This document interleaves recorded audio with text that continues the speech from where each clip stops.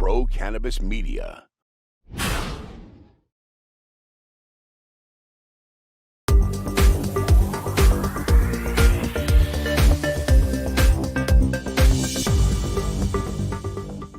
Two, one. Hi, everyone. Welcome again to another edition of In the Weeds with Jimmy Young, where we get to talk with movers and shakers, entrepreneurs, and just amazing stories coming from the cannabis industry. And we come to you every week from Massachusetts, which is where we are based at Pro Cannabis Media. And what's happening in Massachusetts, because now we're about 2.5 years into the adult use recreational cannabis world, dispensaries are now finally popping up all over the state. One particular city in Massachusetts is Holyoke, Massachusetts. And for those of you who are sports historians, that is where the sport of volleyball was actually invented, right next to Springfield, which is where basketball was invented. But that has absolutely nothing to do with Holyoke becoming one of the cannabis capitals of Massachusetts. And one of the principals and owners of a new cannabis dispensary in Holyoke is James Jaron of Holyoke Cannabis. James, thank you so much for joining us today. Thank you for having me on the show. I greatly appreciate it, Jim. When you hear the words of someone saying, oh my goodness, Holyoke could become the capital of the cannabis world in Massachusetts, is that an accurate statement in your eyes? I think absolutely. I mean, Holyoke has always been, the mayor and the community has been very receptive. They put no caps on Holyoke. So a lot of, it's a great opportunity to be in the city of Holyoke. From the way that the community host agreement that's in some places takes months, we had it in 2 days, to the amazing electricity costs that it's all hydro and environmentally, to the real estate and where it's located. So I think Holyoke is absolutely could be the Mecca.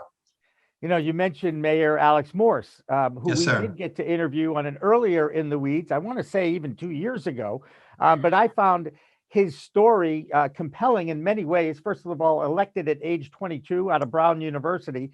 Now he served, I think, 4 terms. He is a local native of Holyoke.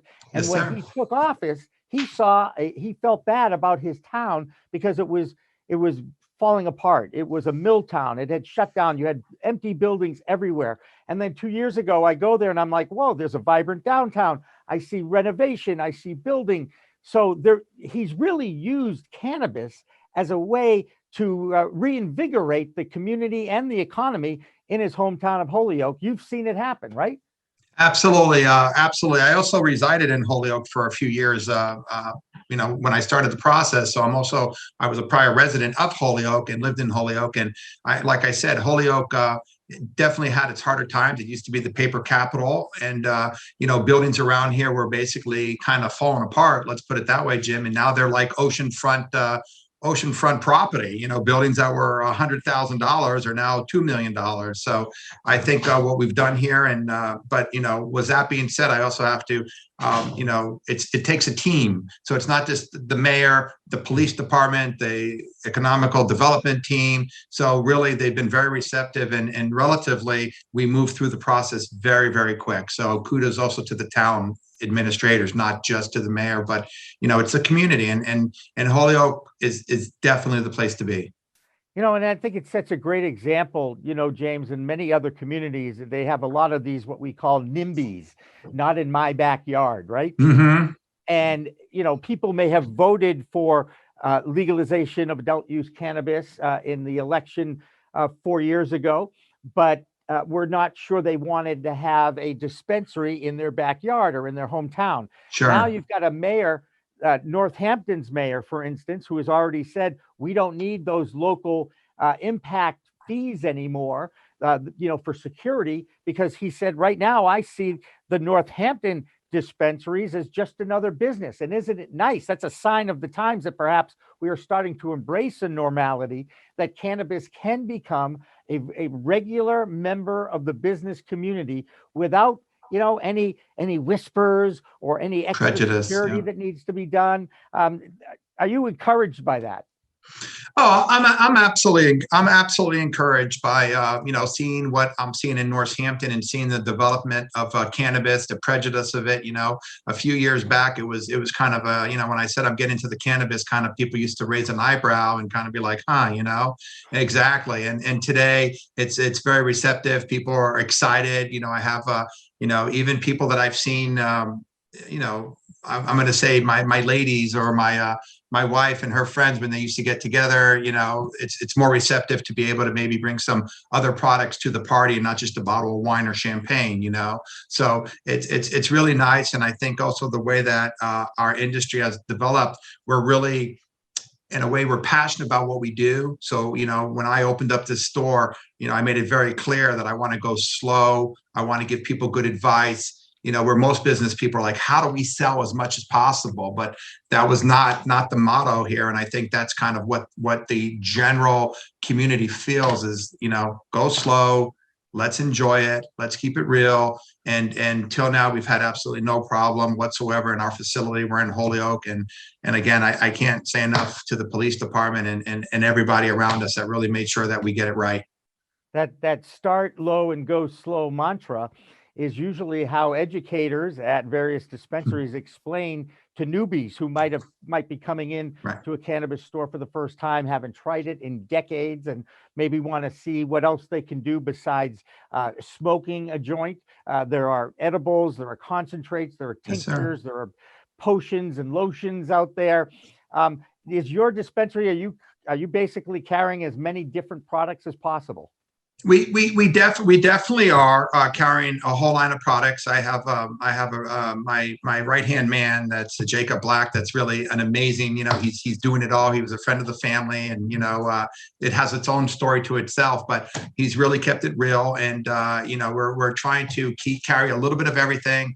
But also our motto here is not to be overwhelming. I don't want people coming in here and have 14 menus, because I know myself, I can't handle it. So yes, we have the tinctures, we have different ways to consume stuff. We have stuff that are, from the tinctures to the vapes to the hard flower to pretty much a little bit of everything. But we're really trying to keep it just very focused. But yes, we have the whole line of products here. The whole line of products out there. Okay, that's cool.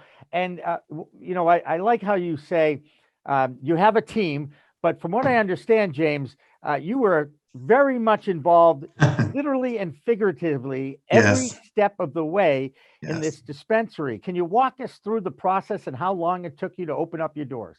Absolutely. So yes, Jimmy, when we met, I said, you're looking at one of the people that probably done this from A to Z, and you kind of looked at me like, when you whistle at a dog and went like, what are you talking about, James?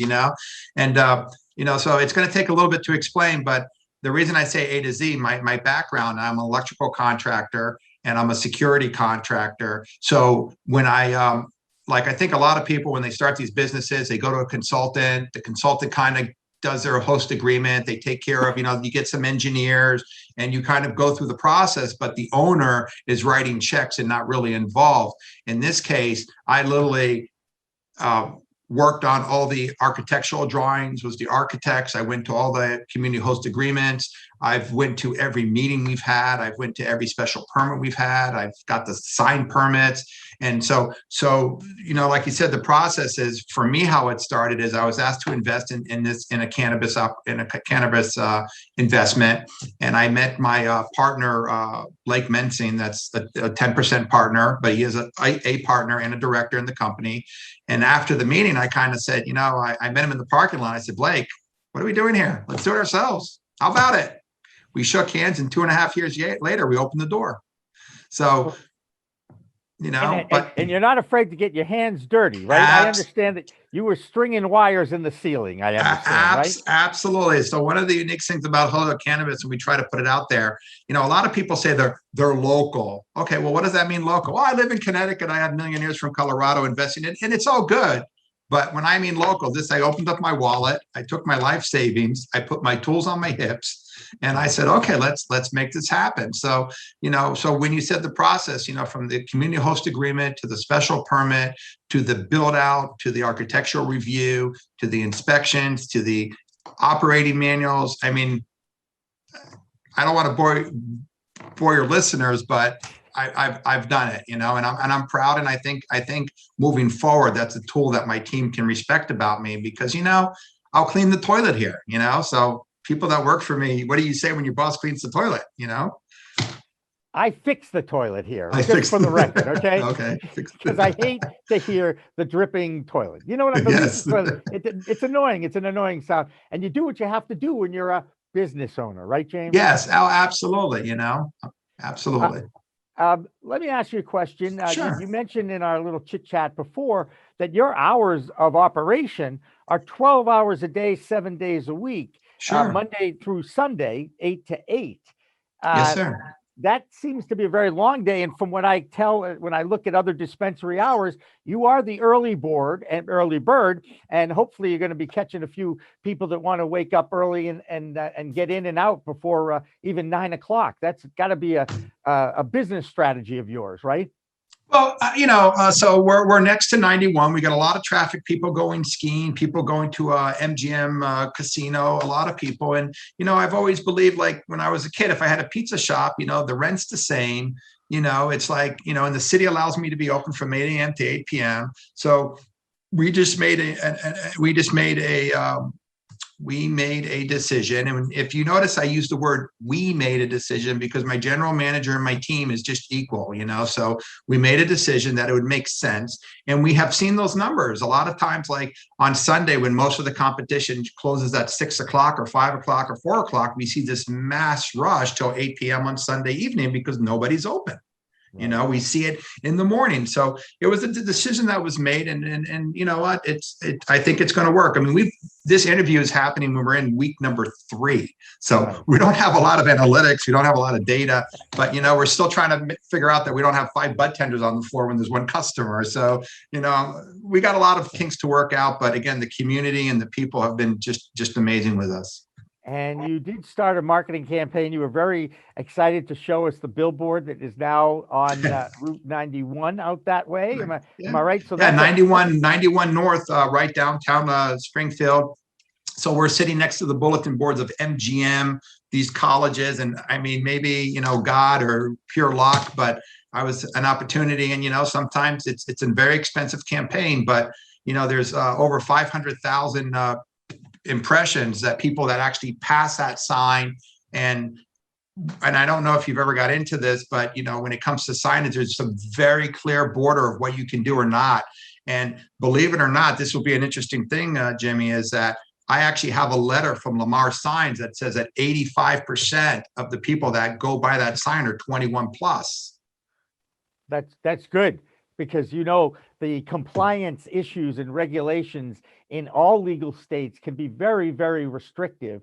And it's a challenge to actually have some kind of a marketing campaign for a dispensary like yours, a standalone, and you're surrounded by other dispensaries. Am I right?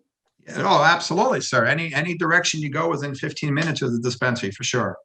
So that I thought was a very interesting point. And it was interesting because I said, well, how do you figure this out? And I think you're going to enjoy this. There's actually services that they ping every phone that goes by the sign. And there's so much data out there that's floating that they can actually, and they felt comfortable, a multi-million-dollar company giving us a letter saying, your sign is viewed by 85% plus 21. So, but you know what? Listen, we want to make sure we're out there. And having over 2 million impressions a month, I think it's going to propel us into that next category.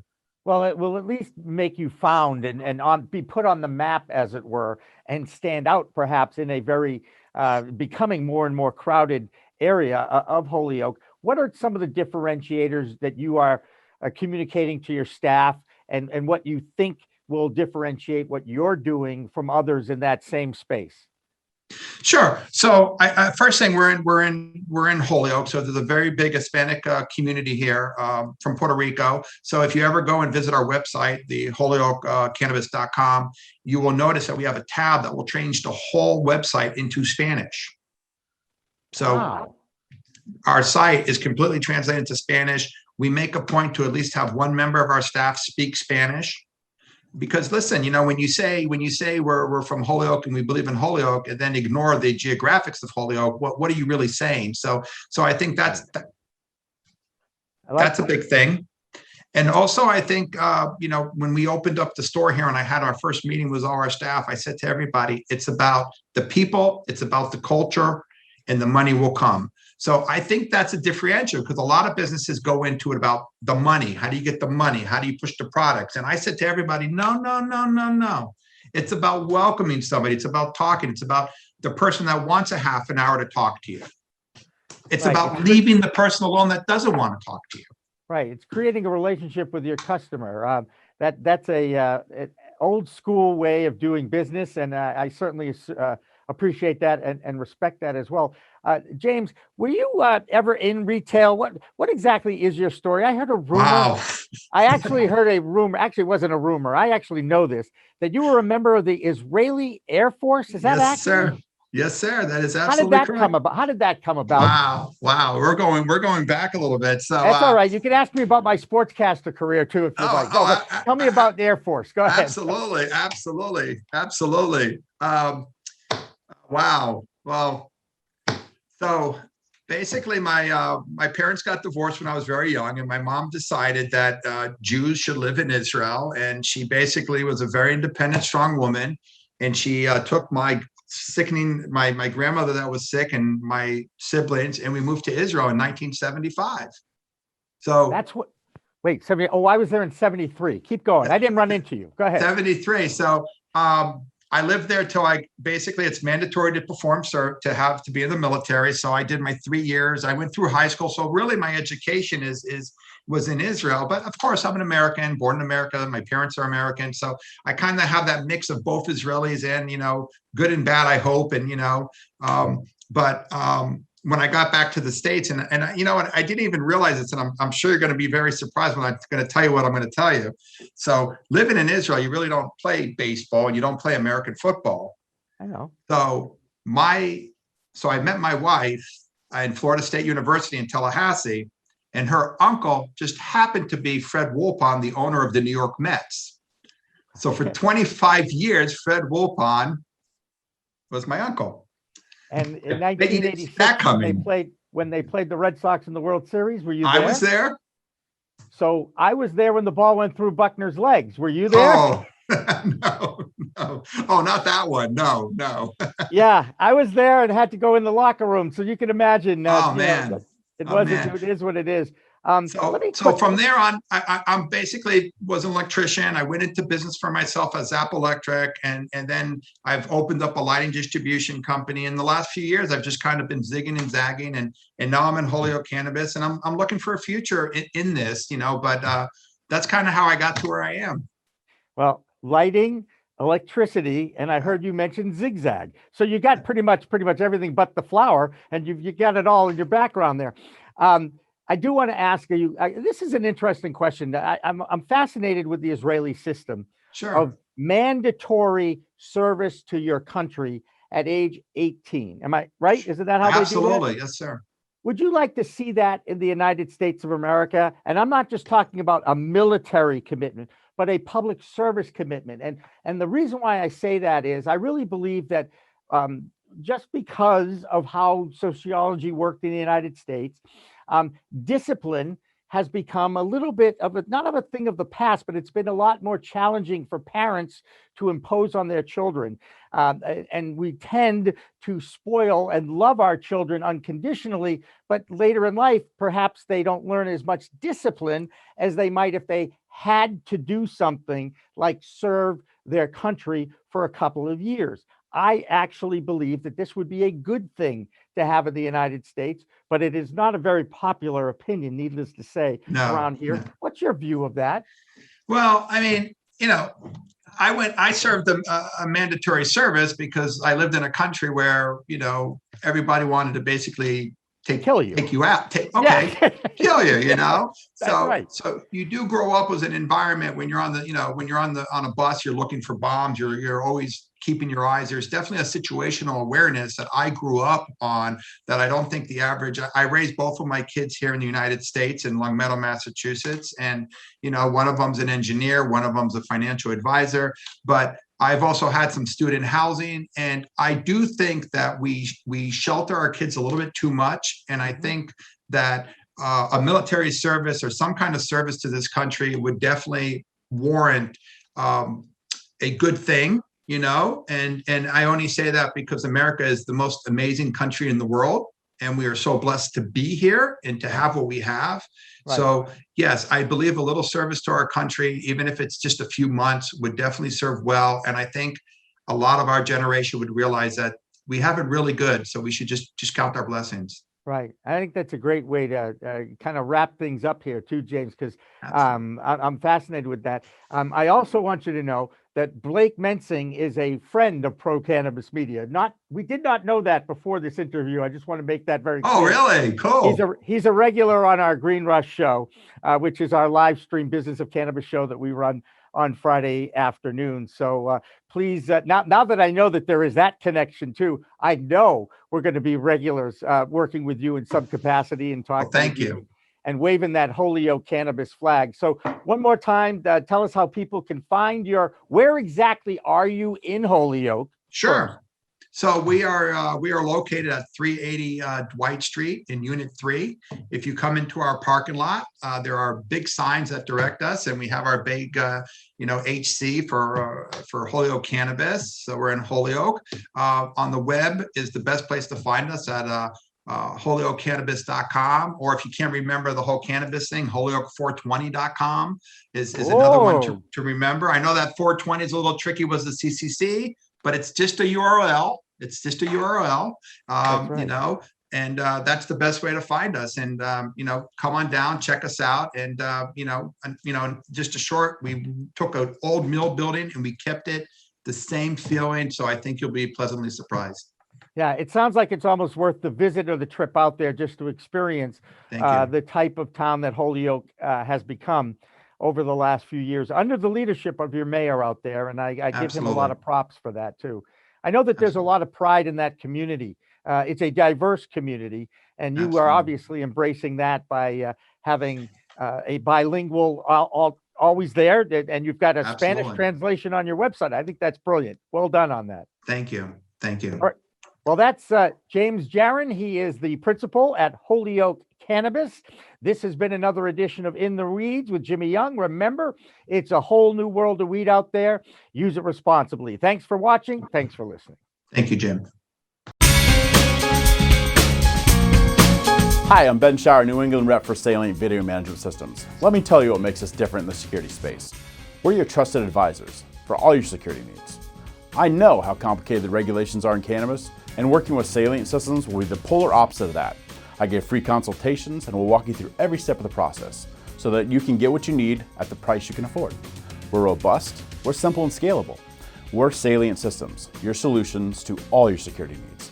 Please contact me at the information below, and I'm looking forward to being your trusted advisor.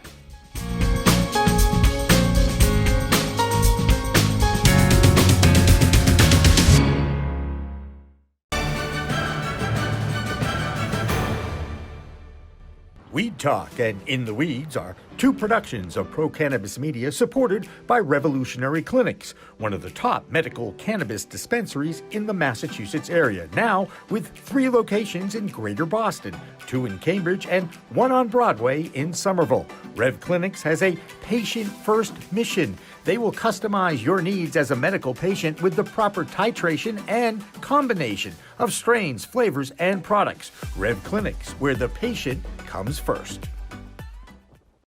Pro Cannabis Media programming is available live and on demand on our Facebook page at Pro Canna Media, on Instagram at Pro Cannabis Media, on LinkedIn also at Pro Cannabis Media, on YouTube and YouTube Live on Pro Cannabis Media, Twitter at Pro Canna Media, and on twitch.tv/Pro Cannabis Media. So like, share, and subscribe to all of our content, newsletters, and shows live or on demand. We are Pro Cannabis Media.